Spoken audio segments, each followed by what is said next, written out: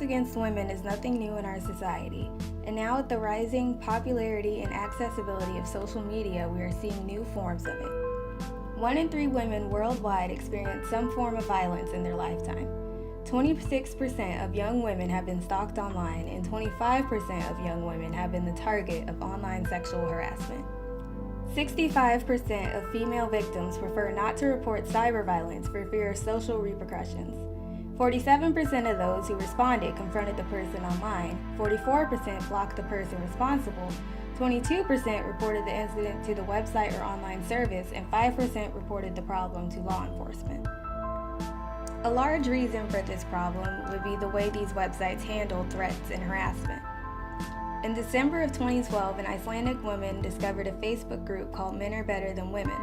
One image she found there was of a young woman naked, chained to pipes or an oven in what looked like a concrete basement, all bruised and bloody. She looked with a horrible broken look at whoever was taking the pic of her curled up naked. After seeing this image, she wrote an outrage post about it on her own Facebook page. After she wrote the post, a member of the group took one of her pictures and edited it so that she looked like a victim of violence. After reaching out to Facebook, she was told that the page could not be taken down because it was categorized as controversial humor. Other pages that were also categorized as humor were pages like "I kill bitches like you," "I love the rape ban," and "raping babies because you're effing fearless."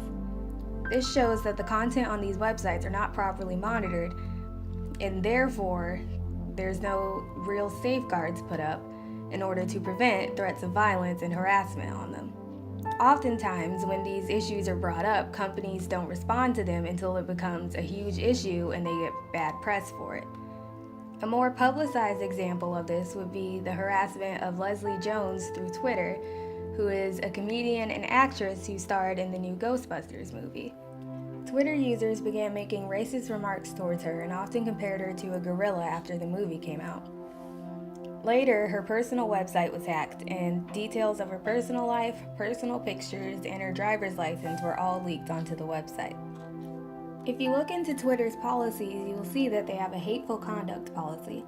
The policy states, "Freedom of expression means little if voices are silenced because people are afraid to speak up. We do not tolerate behavior that harasses, intimidates, or uses fear to silence another person's voice. If you see something on Twitter that violates these rules, please report it to us." They state you may not promote violence against or directly attack or threaten other people on the basis of race, ethnicity, national origin, sexual orientation, gender identity, religious affiliation, age, disability, or disease.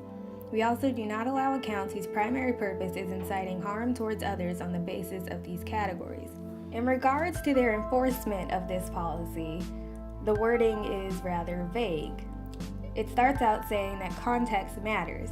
Some tweets may seem to be abusive when viewed in isolation, but may not be when viewed in the context of a larger conversation. While we accept reports of violations from anyone, sometimes we also need to hear directly from the target to ensure that we have proper context. The number of reports we receive does not impact whether or not something will be removed. They also say that they have a range of enforcement options. The consequences for violating our rules vary depending on the severity of the violation and the person's previous record of violations. For example, we may ask someone to remove the offending tweet before they can tweet again. For other cases, we may suspend an account. There is a lack of consistency when it comes to Twitter moderators and how they handle these issues. The harassment of women through social media often goes beyond just being threatened or insulted anonymously. #JadaPose was started after Jada, a 16-year-old girl, was raped at a party after her drink was spiked. Photos of the girl lying naked and unconscious were shared on Twitter, and shortly after, other users began taking photos of themselves in the same position with the #JadaPose. Many of these posts included captions calling her a thought or a hoe, and many others were saying that she snitched and lied about the assault. There are countless other cases of women being raped and having videos shared online only to be told that they made it up, that they're hoes, or that they're just crying rape. While Jada was able to move on and use her experience as a way to incite change, it's not always the case. In 2010, 12-year-old Amanda Todd bared her chest while chatting online with a person who assured her that he was a boy. But in fact, he was a grown man with a history of pedophilia. After she shared these photos, they circulated online. with anonymous users posting them on controversial humor pages with a variety of captions. Eventually, Amanda Todd tried to commit suicide by drinking bleach, but the attempt was unsuccessful. However, afterwards, she was taunted with images of bleach that were being sent to her and encouraging her to kill herself. On September 7th of 2012, Amanda uploaded a video to YouTube entitled My Story, Struggling, Bullying, Suicide, Self-Harm. On October 10th, 2012, Amanda Todd committed suicide at the age of 15. Even after her death, her mother, Carol Todd, said she's haunted by suicide humor and pornographic content now forever linked to her daughter's image. There are web pages dedicated to what is now called Todding. One of them features a photograph of a young woman hanging.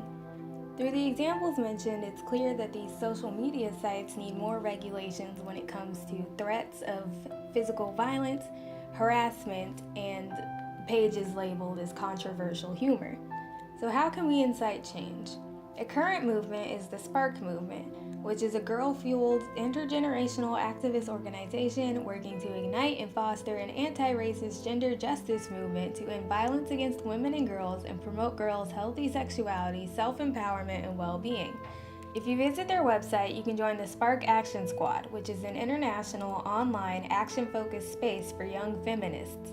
You can also start your own movement by doing things like creating petitions, asking social media sites to have better regulations when it comes to threats of physical violence or harassment of people through social media, and to actually enforce the policies that they have.